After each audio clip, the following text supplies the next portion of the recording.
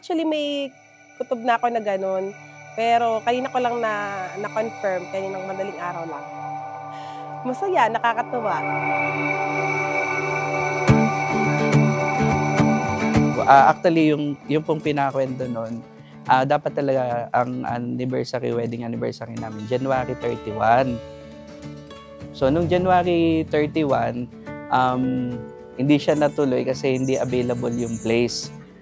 Yung place dati doon sa Taal Vista. Tapos, minove ko ng February 3. Tapos, nangyari, February 2, nadala kasi yung biyanan ko sa ICU.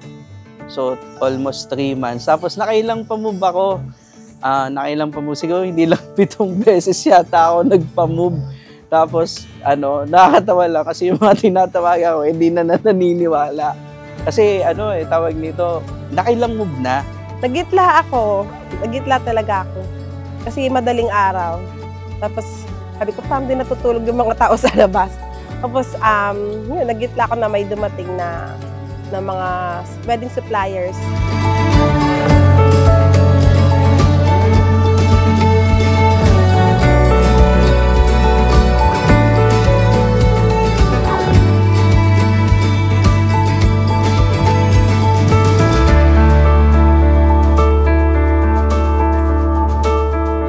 Sa tulong ng Lord at sa tulong ng mga kaibigan naming mga pastor, sila yung nagbili ng mga gamit. Kahapon lang, mga hapon pa.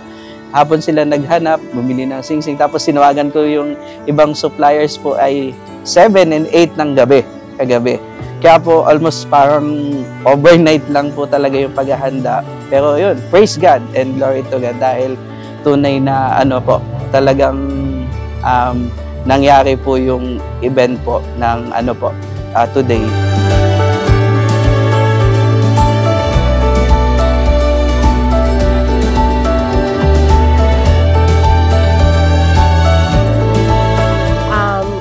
Grateful ako sa Lord kasi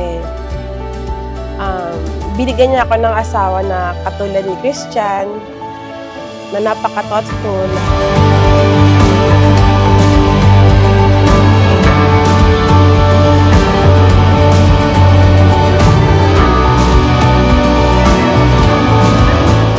Maika, sa lahat ng panahon, number 1 si Lord. Hindi ko minsan ma-imagine ang buhay na hindi kita kasama.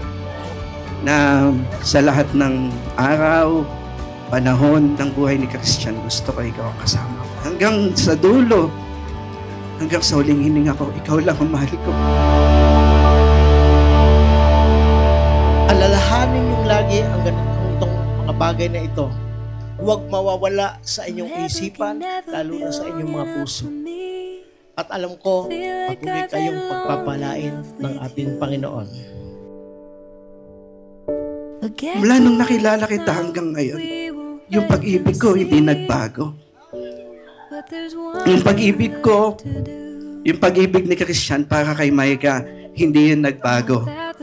Sa lahat ng oras at panahon, ikaw lang yung gusto kong makasama, mahal ko. Maika, mahal na mahal kita. I love you.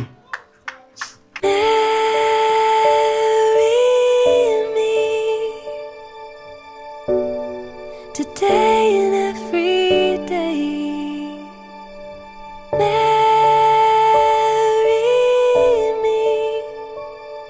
If I ever get the nerve to say hello in this cafe, say you will. Una-una, asawa ko, maabyad, talagang mula sa damit, pagkain, talagang masasabi ko talaga na perfect wife si Maika.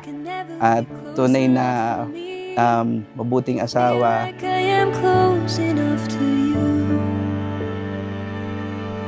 Muli kong pinagtitibay ang aking sinumpaang pangako sa iyo bilang tunay kong asawa sa harapan ng Diyos, ng mga saksi, at ikaw ay higit kong pakamamahalin sa kabila ng kasaganaan, kahirapan, kalusugan, karamdaman, pag-aalakan, at kalungkutan habang tayo ay nabubuhay. Marry me today and every